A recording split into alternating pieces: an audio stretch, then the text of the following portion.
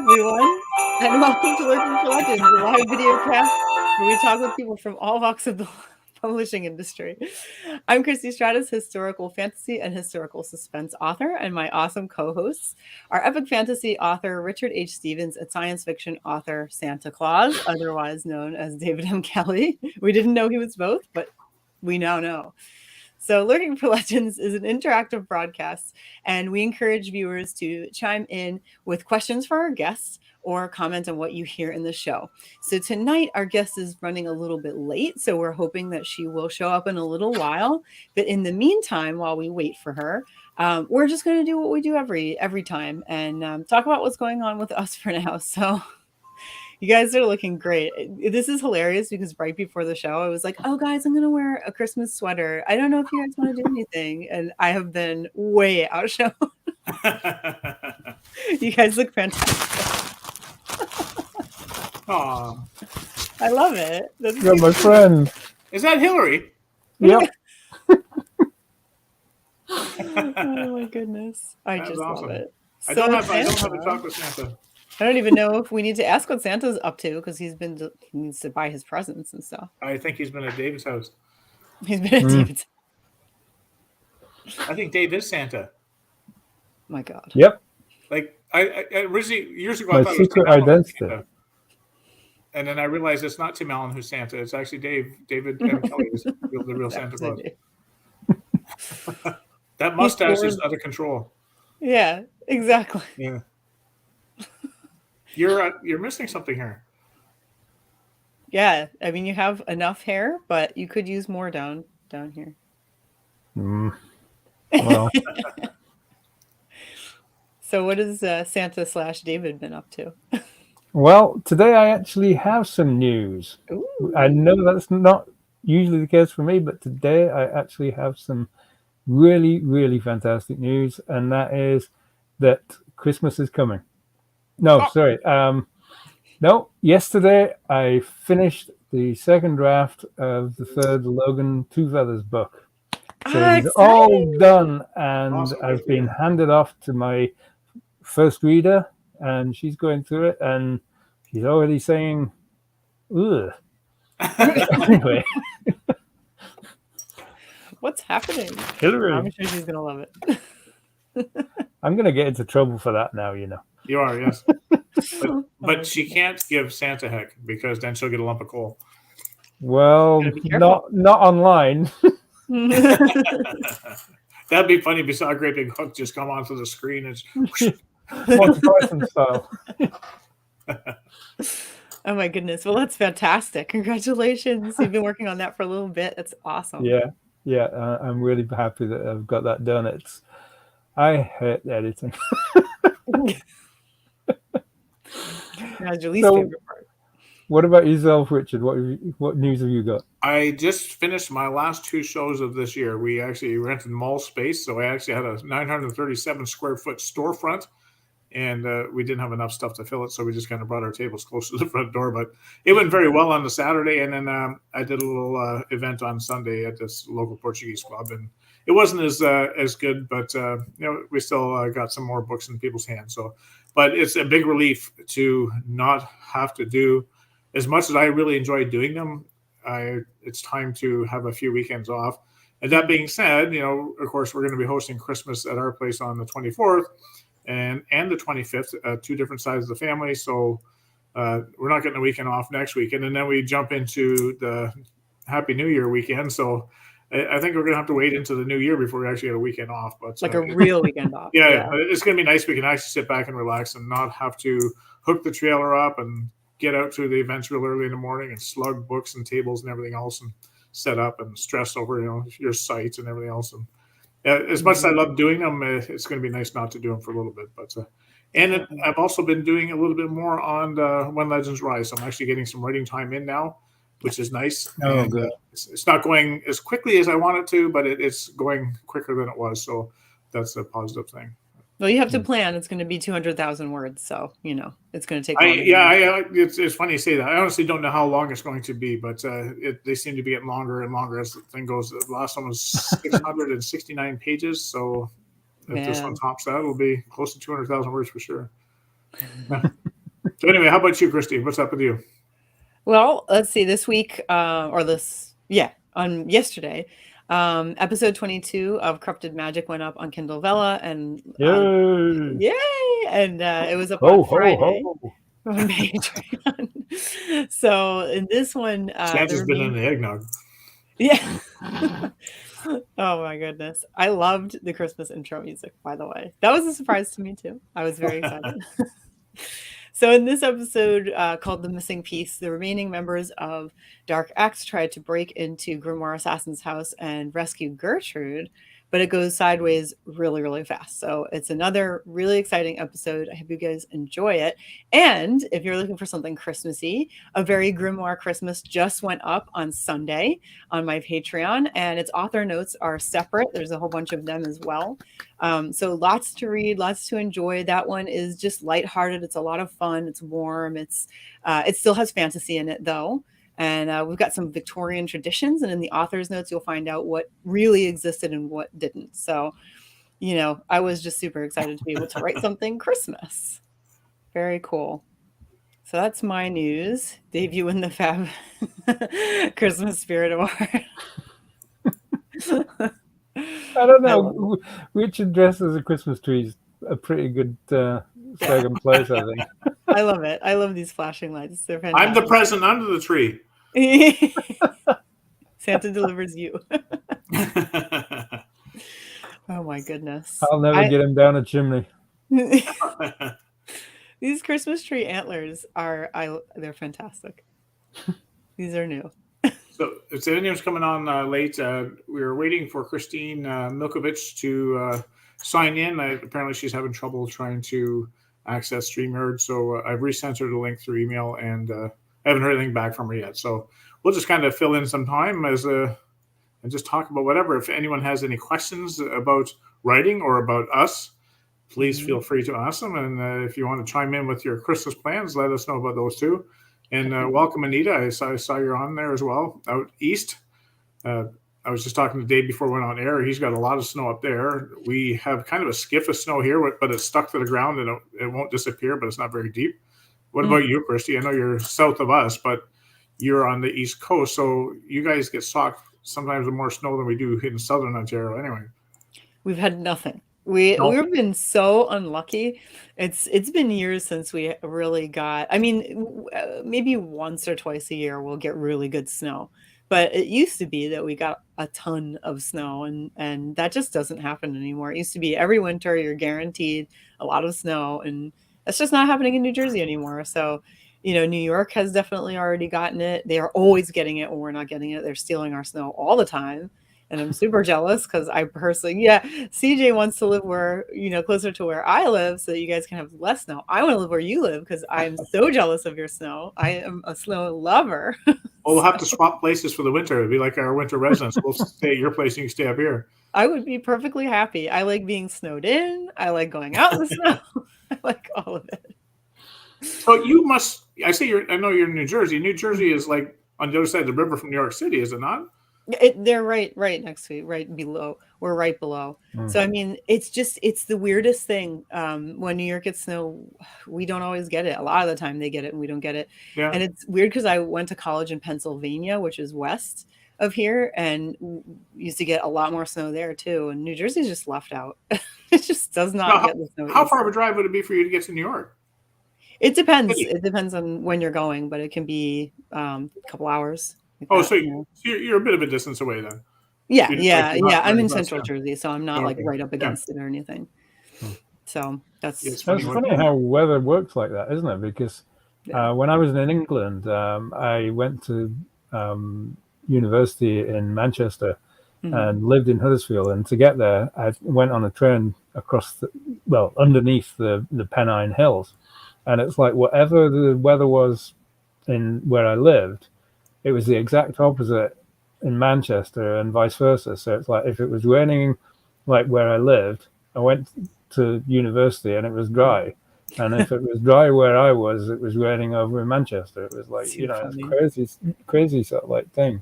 That is weird. And where I am now, it's like we get like Sudbury, it's like it's in a basin. And so what happens is the weather fronts come down. I'm doing a Bill Murray here. The weather fronts come down, and we've got all this snow up on the hills. Mhm. But it's like the weather comes towards us off the lakes, and then Mhm. kind of like splits around the basin, and then carries on. Oh my God, that's so weird. It's like it happens all like loads of times. It's crazy. You watch the radar, and it's like it just kind of like goes round us. Oh It's my like a lot of the goodness. time. So yeah, You got weather's like a weird. what is that? Like the opposite with a magnet. You've got like the Yeah, opposite. yeah. Yeah, You've got a repulsor beam. that's it. Yeah. That's it. That's too funny. Oh my goodness. Yeah, have either of you guys ever written anything Christmas? This is my very first time, No, except for like one dark piece, but it was very short. It really barely I counts. did a short story which I actually gave away free last Christmas, which is kind of set at Christmas time, but it's not a Christmas story. Mm, But it's set kind of like in the winter sort of thing, and it was quite nice. It was one of my Castaneda mystery type things, which that's nice. people seem to enjoy. So, but yeah, I haven't done an actual Christmas story.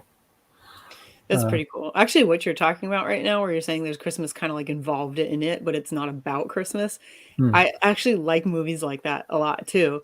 hmm. Um, is yours still available? Was that like one of those freebies that you only gave out for a short time, or is it still out there? Not no, it's no. I gave it out for a short time, just over the period, and I haven't published it yet. Although it should be published. Yeah, yeah. I was I just gonna should I say, should do that. just in time for Christmas. I was What just the gonna hell say, am I doing? It's like I'm an author and I'm not publishing stories. Yeah. that's too funny. We have Anita Stewart publishes as AF Stewart saying, I wrote several short stories for Christmas charity anthologies. Yeah, Oh, that is cool. really cool. That's a lot. Were they dark, Anita? Because I know that my favorite stuff of yours is dark fantasy, actually. Also horror, but the dark fantasy is really typically my favorite of yours. Anita's a really good writer. In case you aren't familiar with her, if you're watching.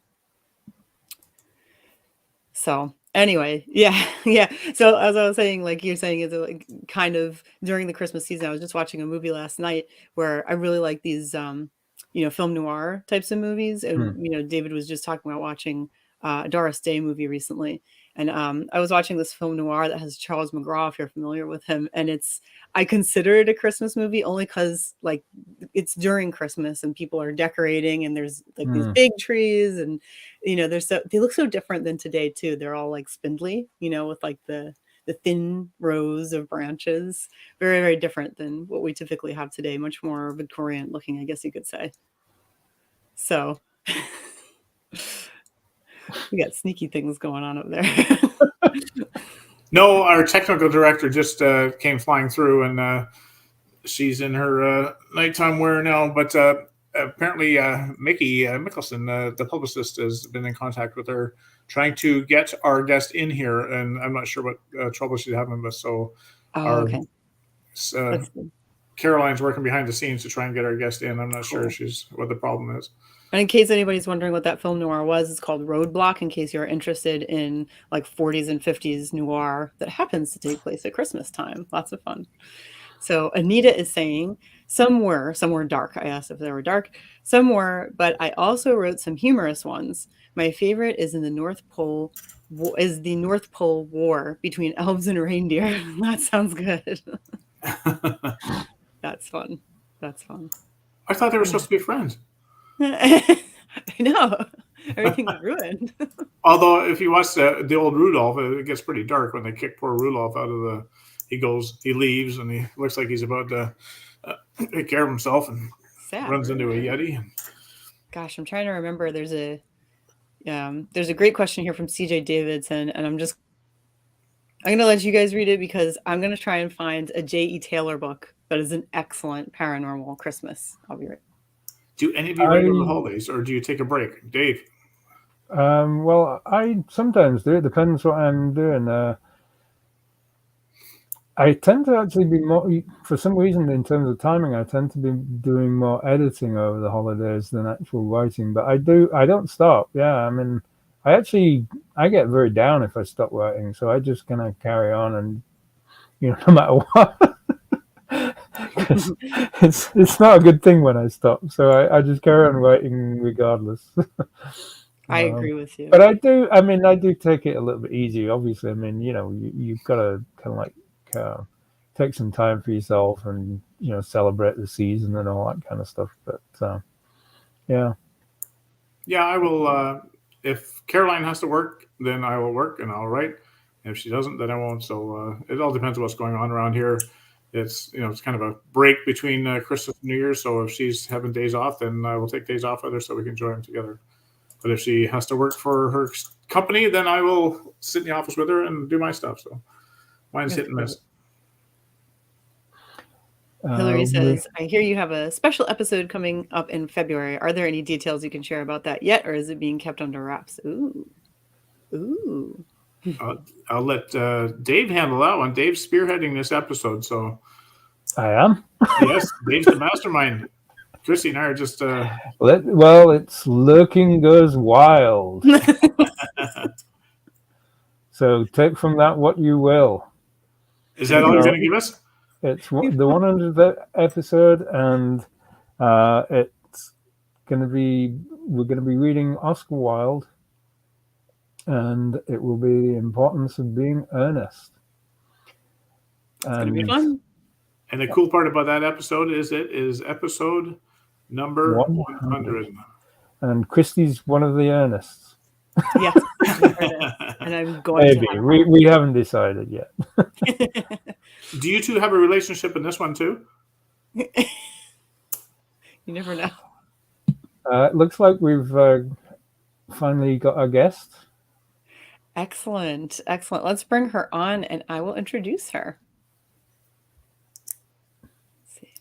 Go ahead. Do you want me to bring her on? I don't want to double click on you. Okay, I will bring her on. Here she comes. Hello. Hi, guys. Hello. Sorry about the mix-up. I had an old link for Google Meet.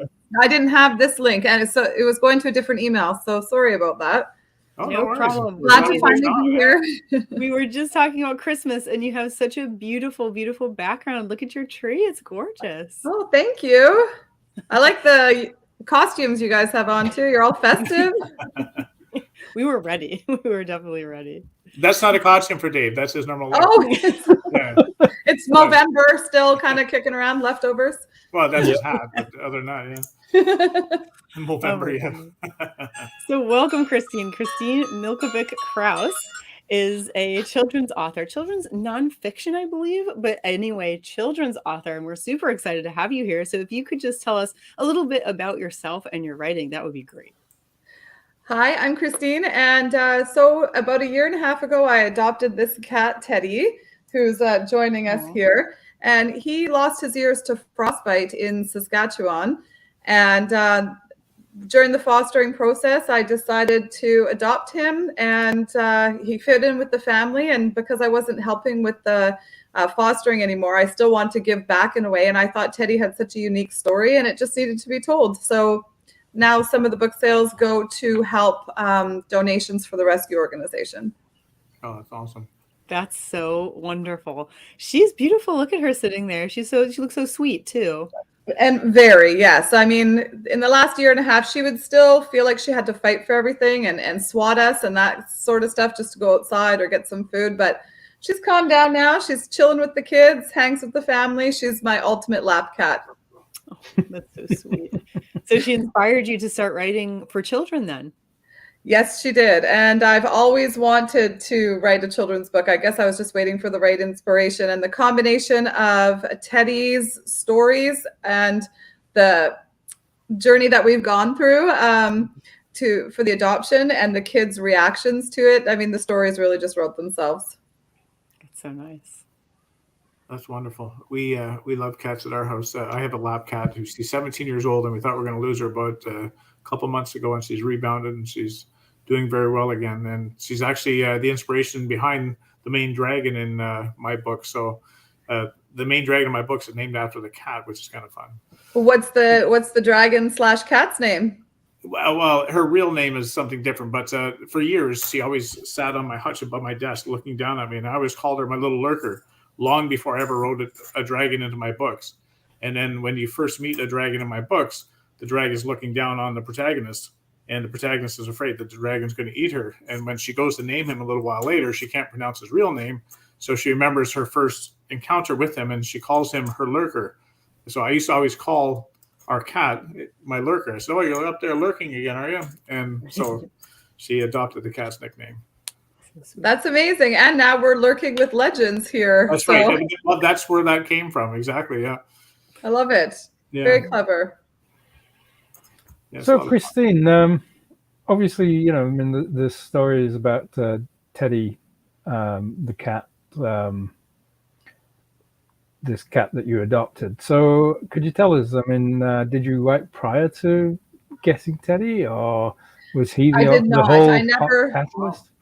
I never followed through with anything. So because I would have ideas swirling around and I just never wrote them down. But like I said, it pretty much wrote itself because it was a true story. And I was able to kind of trace Teddy's story backwards and kind of put the pieces together and simplify it and then get the message through to kids. So the whole process was only about 6 months. The first story is called Teddy Loses His Ears. And on every page of the book, there's a hidden mouse for kids to find. And at the back of the book, there's a scan code if people wanted to donate. And yeah, this story is kind of more like about kindness and acceptance. And I think children really relate to Teddy as like a lovable character. But in the story, he experiences the same emotions with like the change in his appearance as maybe a child who has a disability would feel.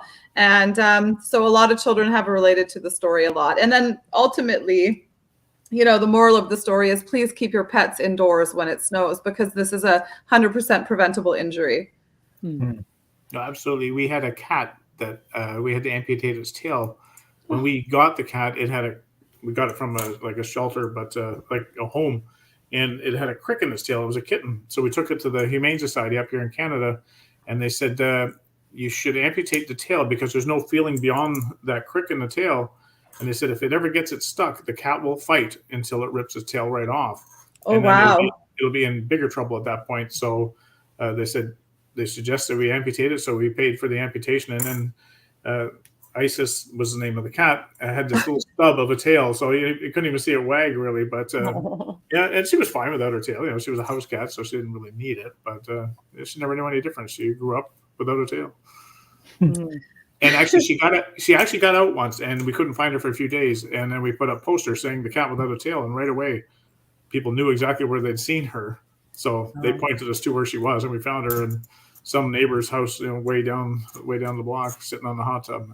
Kind of sounds like you have a story there, like Isis looks for his tail and he goes missing in the process, and well, I think he went up the farmer's clock and they cut off his tail with a carving knife or something. Yeah, we'll play on that old rhyme. Yeah, the 3 blind mice and Isis and the cat. Yeah, yeah, That's cute. Very cute. So go ahead. Oh no, you go ahead. You're the guest. I would love for you to say whatever you wanted to say. Oh, okay, thank you. So just a year after Teddy Loses His Ears released, we wrote another book, which was the original storyline, Teddy Loves Spaghetti. It rhymed and it was super cute, and also a true story. Teddy really does love spaghetti, and it's kind of a story about our family and just having dinner around the table together, and Teddy kind of inserts himself in there and wants a plate of spaghetti too. And but you know, just because they like the food that we eat doesn't mean we should always give it to them, because it could be toxic to them. And so this book kind of talks about nutrition and touches on diabetes awareness a little bit for kids, and also for pets, and signs to look for, and alternatives to food-based rewards as well. Because when I was losing weight, you know, we always want to celebrate with food, right? Yeah. It's kind of like, oh, let's go out for dinner and celebrate. But, you know, when you're on a weight loss journey or something, you don't want to do that. So I was always looking for alternatives to food-based rewards to celebrate with, like a pedicure, or, you know, getting your nails done or your hair done, or a massage, or going swimming, or hot yoga. So I just thought I would incorporate that into the pets as well. That's awesome. And I have to ask because everyone knows that it's the sauce that makes the spaghetti. You know, noodles are noodles, really. So, what's Teddy's favorite sauce? Marinara for sure, the meat Marinara. sauce. Yes, but I just have to not put onions in it now because she likes it so much. She just keeps jumping on the table and wants to have it. Any kind of pasta, really. So I just have to make sure there's no onions and things in there. But it's a treat for sure. Well, Teddy and I get along really well because onions don't like me either. So. Ah, Yeah, that's really common. Doesn't agree. Yeah, I know. Once you hit 40, I get all sorts of heartburn from all Exactly. sorts of things now. Yeah, onions and I are not friends. I love the smell of fried onions, but I just can't eat them anymore. Oh yeah, it's the best. So, sorry, just wondering. So, was Teddy's original name, or did you name him? Or I did not name him, so I was able to trace that back to somebody who was fostering Teddy, and she named him Teddy because he was just cuddly like a little teddy bear, and then without ears, he has little nubs and just kind of looks like a teddy bear. So, and we loved the name, and it suits this one, so we decided to keep it. That's sweet. cool. Did you have to do something special to his ears now that he's? Like, I imagine that the ears probably protect the inner chambers from debris and stuff like that. Do you need to do something special with him?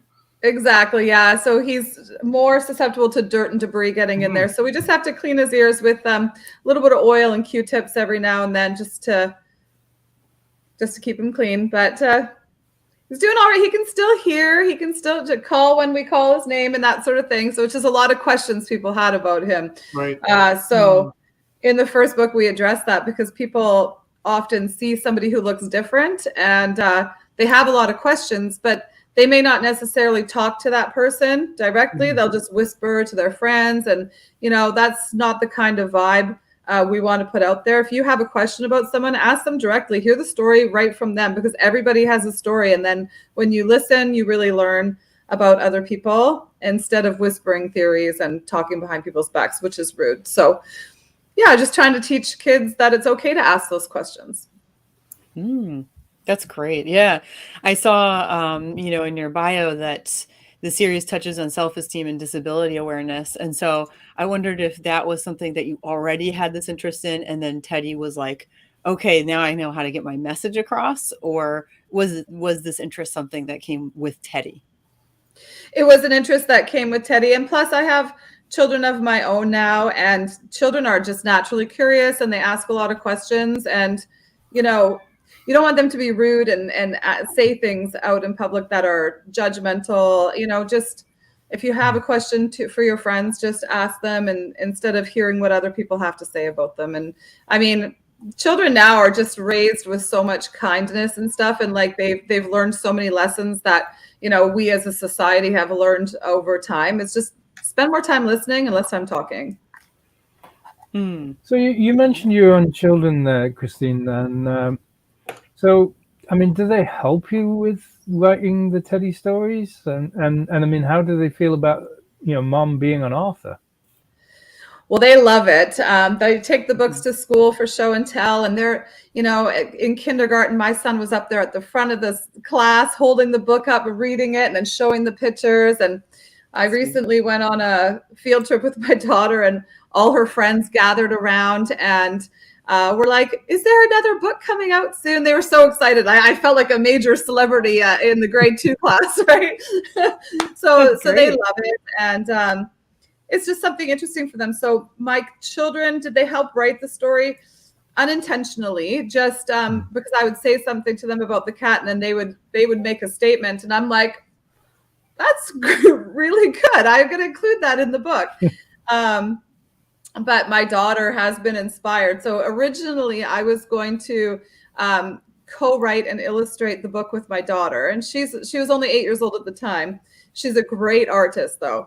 And she would draw Teddy all the time, but she wouldn't follow my story. She just kept writing her own stories. So one good thing about it is, I mean, she comes home with these books that she makes, and she makes her own Teddy stories. They're different from mine, but it's getting her, being creative herself. So I love it. Maybe it's inspiring to them. I'm So sure. speaking of your illustrator, who is your illustrator? I saw on the cover. I can't recall the name that was on there now, but so you obviously don't do the pictures yourself. I do not know. So because my daughter was going off on her own little drawing tangents, I mean, I couldn't really, if I want to get this book out in the next 10 years, I had to go a different way. So I dropped my daughter like a hot potato. And it's funny, I was just on Marketplace and I saw a girl who was selling her handmade greeting cards to raise money for nursing school. And she actually had a picture of a cat with Christmas lights wrapped around it. So I messaged her and I said, here's a picture of my cat. Can you kind of do the same similar type of drawing, but the cat has no ears and this is what he looks like. But I want a cat with a bowl of spaghetti and spaghetti on his head, slurping up the noodles.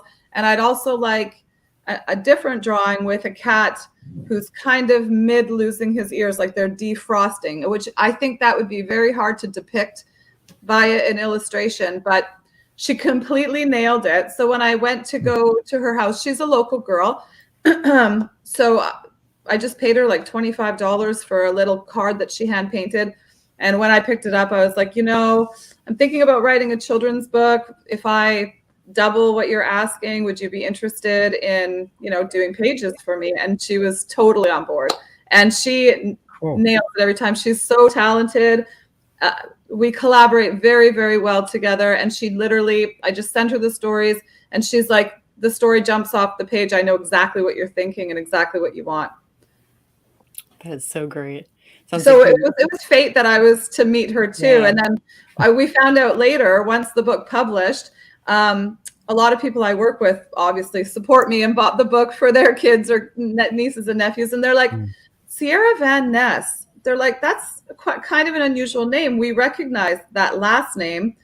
Is she related to so-and-so, another guy who works in the agency? And I'm like, well, I don't know that guy, but yeah, so I'm a border officer. And so her father is actually a border officer too. And her and I had never talked about that. So it's like that 6 degrees of separation. Oh my goodness. Yeah, I was noticing on her bio, which is on your site, she says each of these pages are painted by hand with acrylic paint, something not often done in book illustrations anymore, which echoes the uniqueness of Teddy. So it really does seem like you two were kind of like destined to meet for this project. I really think so. Yeah. And it's true. Like most people graphically design their children's art. So I like that she hand paints everything and it's so beautiful. Some of the depictions, like where Teddy's in a snowstorm, finding the barn. It's so detailed and it's just a winter wonderland. And she really captures absolutely everything. Yeah, I couldn't be happier. We are a match made in heaven, honestly. So you guys attend book shows together? Well, I've never been to a book show, actually. You haven't done a book signing yet? Only for book club, the girls in my book club group, but no, I haven't yet. But Chapters has asked me to bring copies of the book by, and she goes, we would absolutely love to have you. And she said, especially if you bring Teddy with you, like in the catio, she's like, it would just be such a popular booth. So I'm hoping to retouch base with them because the Christmas season has been so busy. Mm-hmm. So maybe in the new year, that's an endeavor me and Teddy are going to test out. Yeah, absolutely. I think you guys would really enjoy it. I've done an Indigo one too. The only thing with doing Indigo is they want 45% of your profit, but it's still, well, at least ours did. But it's still cool to get out there and actually sell your books in a bookstore and do signings, stuff like that. Like, when I do that, I actually feel like an author at that point. Most times people say, oh, you're an author. And it doesn't really, I'm not like, wow, I'm an author. I don't feel like one. As opposed to, if someone mentions Stephen King or J.K. Rowling, oh, wow, those guys are awesome. I don't think about that with me. And then, but when you go to Chapters, you're actually in a bookstore surrounded by, books, and you're in your element. Yeah, I'm so excited to do that. You can puff your chest out and go, yeah, that's me. But I'm a big deal. I didn't mind paying the 45%, just to have that experience. I don't know if I keep doing it, but it's a lot of fun for sure. Especially in a local bookstore where some friends can come by and support you, and you feel support it. But I don't know what kind of profits they would take, but there's definitely not a lot of money in being an author unless you're J.K. Rowling. No, that's right. Yeah. No, you got to sell 29. It's more of a labor of love and a That's right. passion project for me. For sure. So you mentioned in your bio that your children are avid users of the school library, which is kind of like terrific in this day and age. I was obsessed with going to libraries when I was younger, and that's how I kind of like got started reading so many books and everything. So anyway, I was just kind of like wondering, have you done much kind of promotion and outreach for your book with local schools and public libraries? And could you tell us a little bit more about that? Yes. So I haven't done a lot. I have a full-time job and 2 kids and another little business on the side, and I'm building a house as well. So it's been a very busy year. But I have a lot of friends who are teachers, and they want to put me on the circuit to do book readings and signings at the school. But I know all the kids in the neighborhood, like we're the flop house for all the kids to come and hang out here. And they all we have 5 different elementary schools just in like a 8-block radius. So I gave all of them books to bring to school and to give to their librarians as Christmas gifts. And so I know a lot of kids take the books out of the library at the schools locally, but I haven't really branched out from my community yet. That's great. That was really great, though. I saw on your site that you also have some free coloring pages that kids can print out and color in Teddy, too.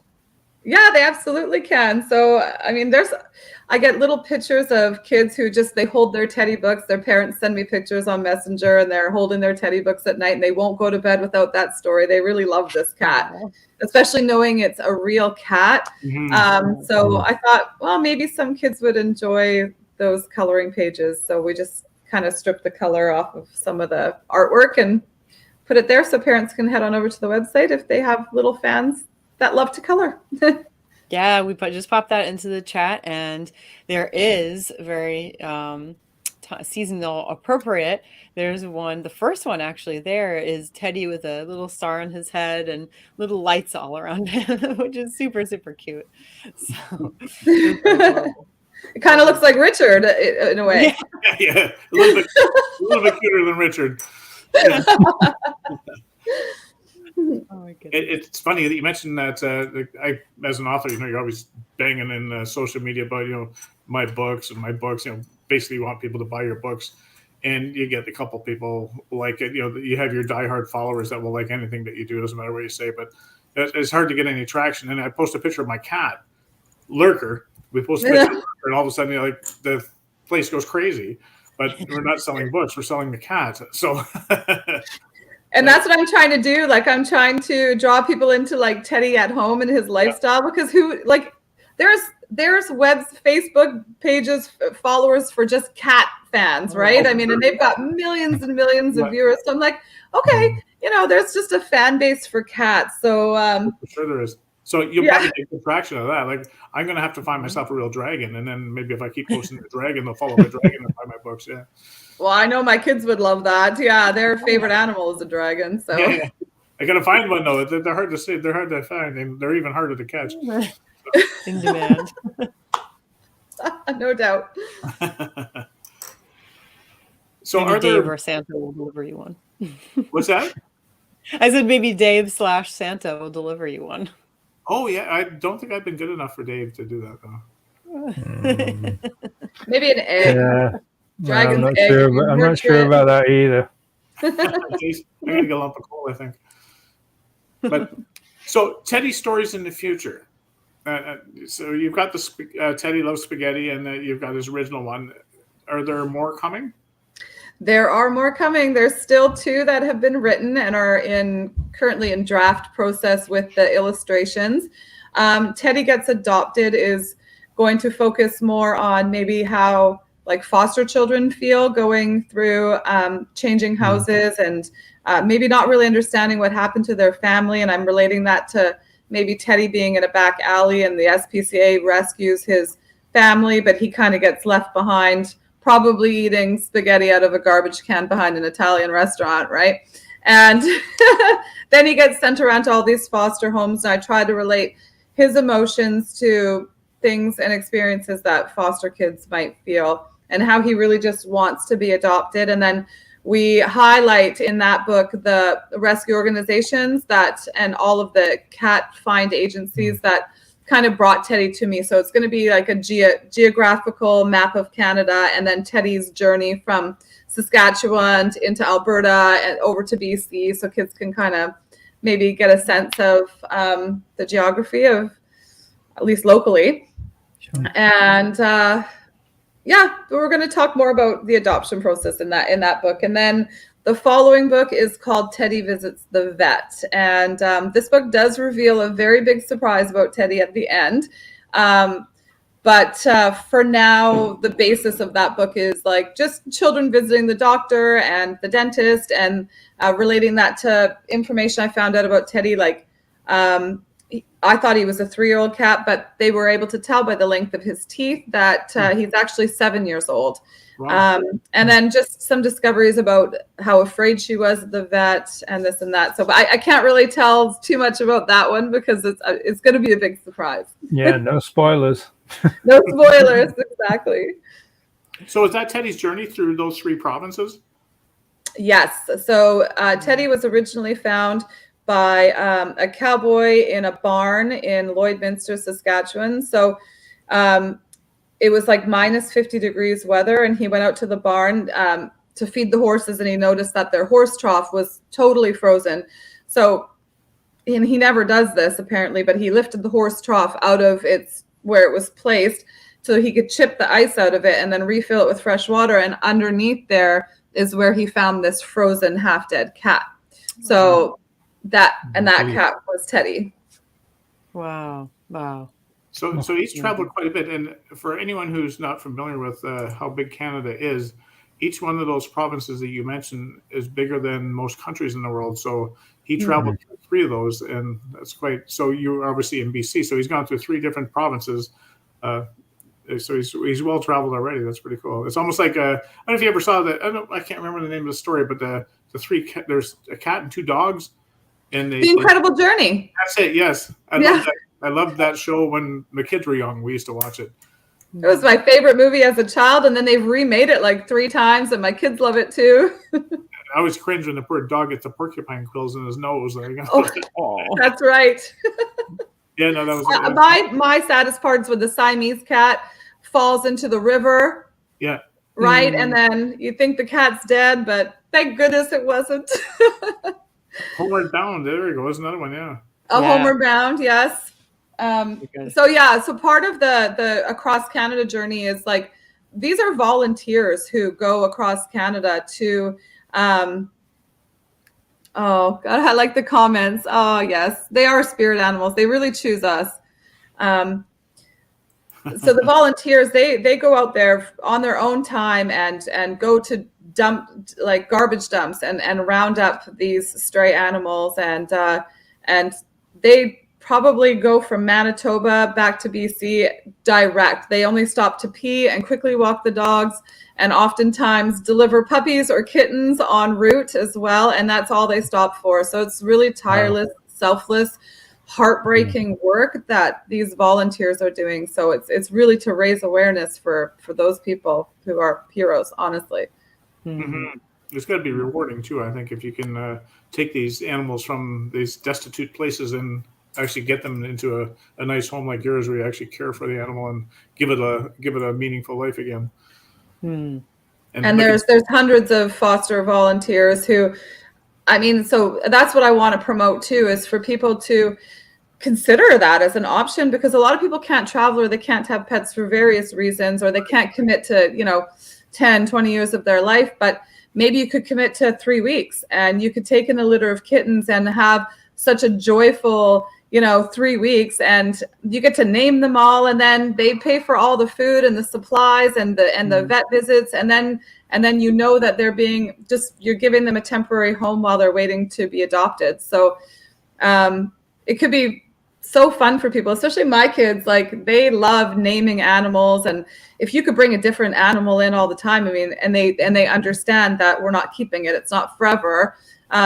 It's so fun, and it's very rewarding, and you're really taking a burden off of the shelters by volunteering and helping out. I can't anymore. I've tried with lots. I had 13 kittens here in the summertime, and Teddy did not come home. He stayed outside all summer, but for the 2 weeks I had all those cats, he was pissed right off at me. Yeah.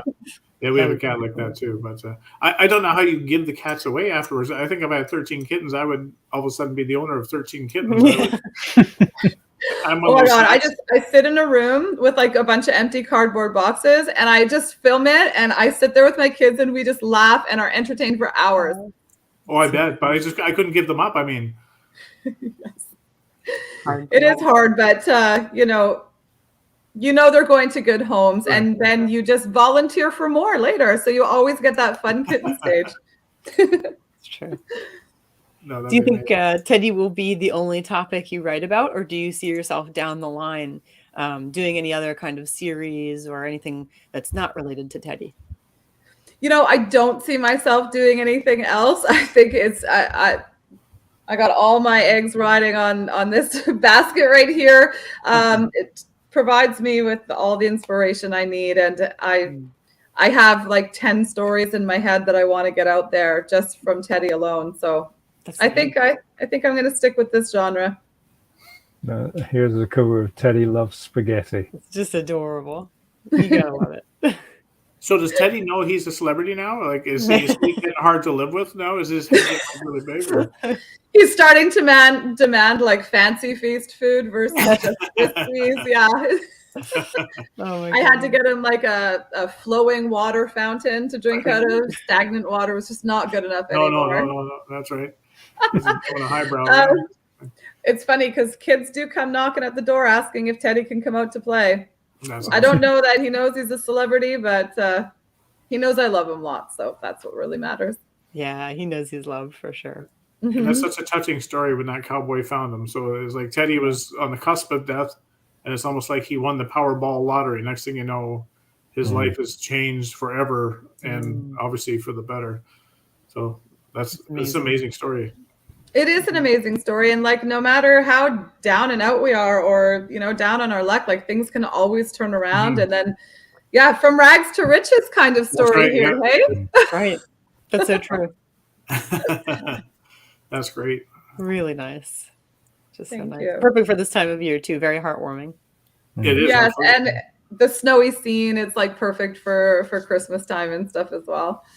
Yeah, it's a good winter book. Yeah. They have to do a Christmas book with Teddy.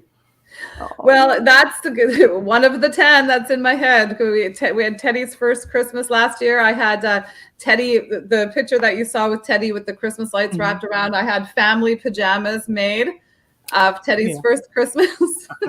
Sweet. Yeah, we're geeks. So I know you're saying, sorry, go ahead, Christy. No, I said as long as Teddy gets them too, it's okay. So do you have Teddy was in the photo with us. Do you have other full-time pets around the house? No, not right now. Teddy's, like I said, rules the roost. No one else is allowed. My tenant has a dog, and there's lots of neighbors who walk their dogs in the neighborhood, and all the dogs want to be Teddy's friend, and she's not interested. Really? That's great. She does know she's a celebrity then, definitely. Yeah, that's probably why she's like, keep walking.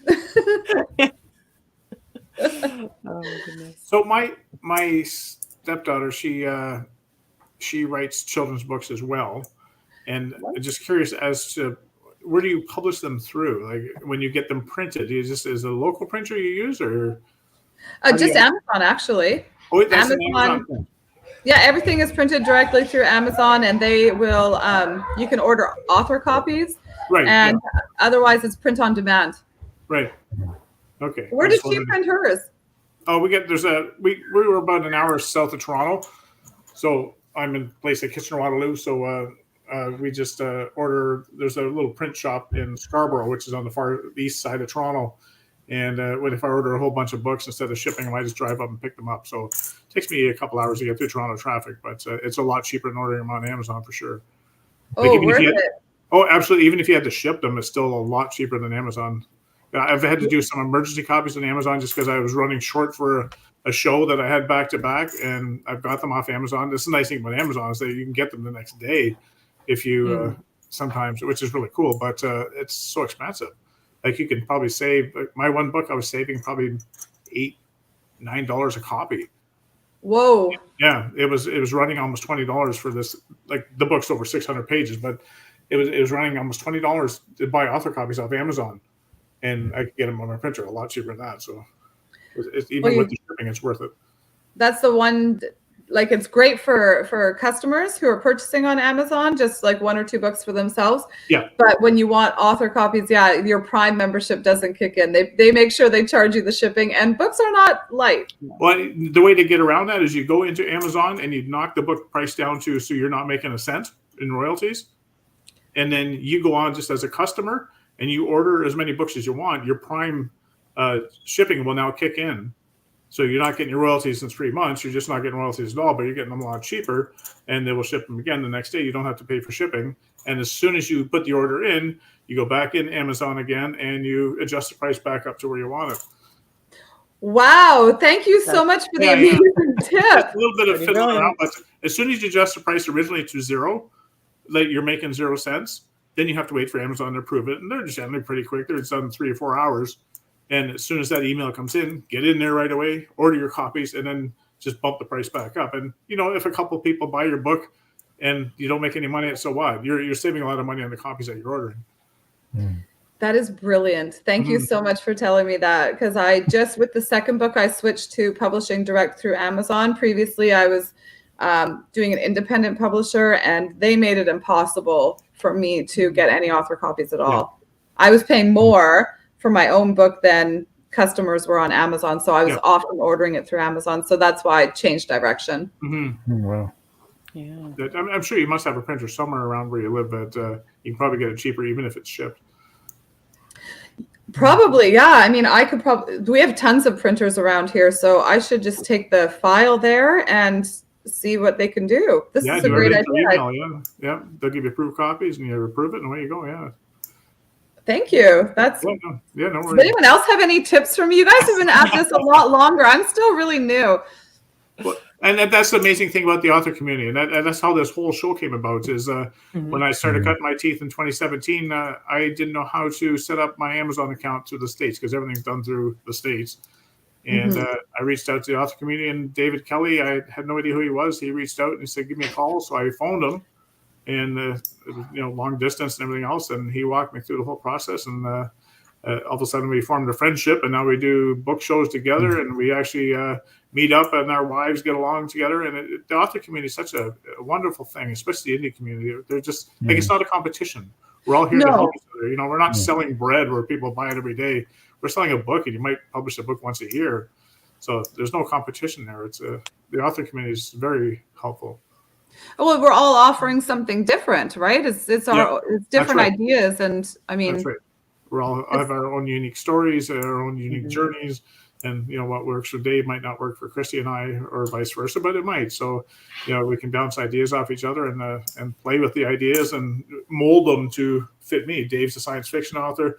Christy's kind of fantasy, but she's a little bit more historical fantasy, whereas I'm just epic fantasy. So. There's always these ideas that, that kind of works for Christy, but it doesn't work for me. But I can play with that idea and make it work for me. So, yeah, you guys are just so out of my league. Like you have so many creative ideas, and I feel like I'm cheating almost. Like it's just the books wrote themselves, honestly. We're all the same now at the end of the day, and you got to start somewhere, right? Sure. Yeah, no, absolutely. You're just starting your journey just a little bit after us. It won't be long, and you'll be doing these things. You'll be telling everybody, where to get their books done, and how to work with an illustrator, and all these different things that you'll learn. So you're going to add your knowledge to the database, and we're all going to benefit from it. So don't sell yourself short. Thank you. Do you guys have illustrators like other than your book covers? Do you have like pictures in your books as well? I do. And do you do the illustrations? Those are Oh, all. wow. Yeah, Oh, there's, wow. there's a lot of them there. There's about 64 illustrations there, and I have more that aren't even on the wall. But that, they're not cheap because the illustrators, they deserve the money they charge because they do a very good job. So I can't afford to have illustrations in every chapter. If I ever reach George R. R. Martin status, I definitely will, but we're not quite there yet. So. Oh, that's amazing. And then, so what kind of, I guess every illustrator has a different agreement, because her and I are me and Sierra Van Ness, it's just, I'll give you $1,000 a book. Okay, there you go. It is like a handshake deal, and she's happy with it because it's more than double what she was, asking for on Marketplace per page and that sort of thing. So And you're getting her name out there. it's getting her name out there because Absolutely, she's also an artist. Like she does paintings and does like gallery shows and stuff like that. And it's funny because I went on her website and it's all, she's like downplaying her talent. She's very much like, oh, I'm not a professional by any means. I'm like, yes, you are. You are now. Exactly. Yeah. You've got 2 books published, girl. You got to change your website and own that because you're amazing. So that's right. So good. Yeah. Yeah, I actually do my own covers, so And they're really cool. They're like sci-fi with the spaceships and stuff like that, and they really look like somebody professional. but I don't have internal art though. Too much work. Well, because it must be hard in your genre too. Like you have a vision in your head about what your creative is, so it's almost really difficult to explain that to someone else. So it's a good thing you're talented enough to be able to do your own. Well, it was more a question of like I was kind of tight and I didn't want to spend the money, so I thought I'd see what I could do.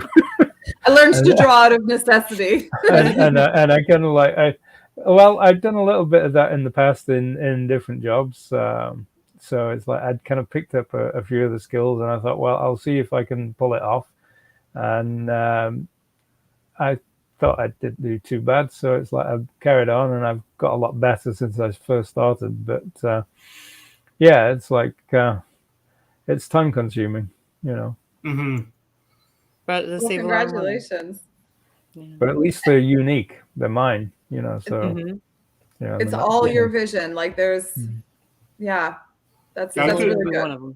I started dabbling doing my own interiors now, just because it's so expensive to pay illustrators. So I've got a DAZ 3D program. So I'm just taking assets that you buy off them, and then you can manipulate them. Like if you can give them elven ears, you can elongate everything, and you can totally change the look so it doesn't look like the stock image that you start working with. So it's almost like a little bit of clay and you model it, but I certainly don't do the actual drawing itself. That's all done with the assets that I buy. So yeah. Okay. And so someone was telling me about this with art, like NFTs. So you can start out with like one drawing and then just change that same drawing and then create all these different NFTs, like of like your cat holding a baseball or then eating a bowl of spaghetti. It's the same cat, but everyone's purchasing a different, but unique drawing. You can manipulate it to the point that you don't recognize it anymore.